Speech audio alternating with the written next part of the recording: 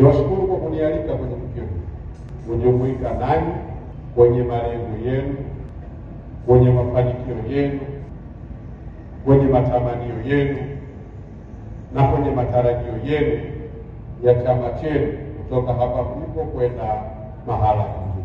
Lakini wapongezi sana kwa kujiunga pamoja na kuunda umoja wenu, watu ambao mawazo, biashara zenu, mipango yenu inafanana, ili muwe bora katika mambo yenu. Hongereni sana.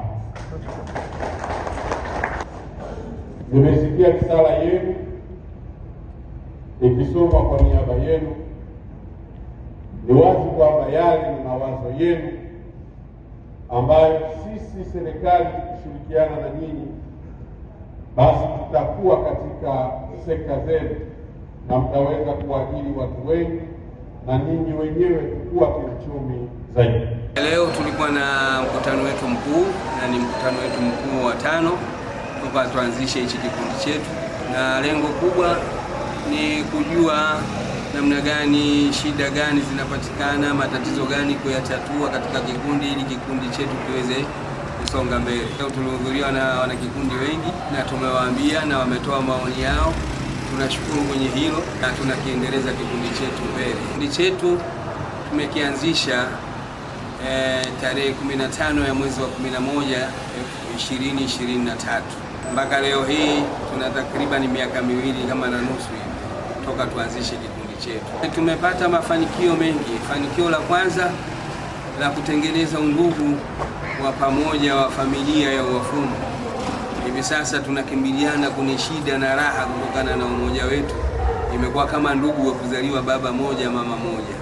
Na vile vile manufaa mengine, pale mwenzetu anapopata tatizo huwa tunamkimbilia kwa kutumia magari na sisi kufanya shughuli za pale msibani na kumtekelezea, walao kumshika mkono, kumpa kiasi cha shilingi 500, na wengine na maana kama usafiri kwenda mikoani, na maana tunawapa posho pamoja na kila kitu, imradi wafike mpaka eneo husika lenye msiba ili kumfariji mwanakikundi mwenzetu. Wito wangu, hii ni fursa, kwa sababu watu sasa hivi tusitegemee tu ndugu wale wa kuzaliwa baba mmoja mama mmoja.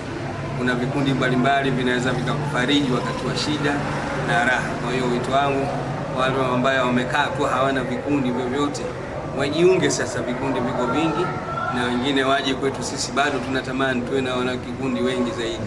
Waje umoja wa wafanyabiashara na mafundi Morogoro, ambao umoja huu unapatikana maeneo ya Faya na ofisi za BM.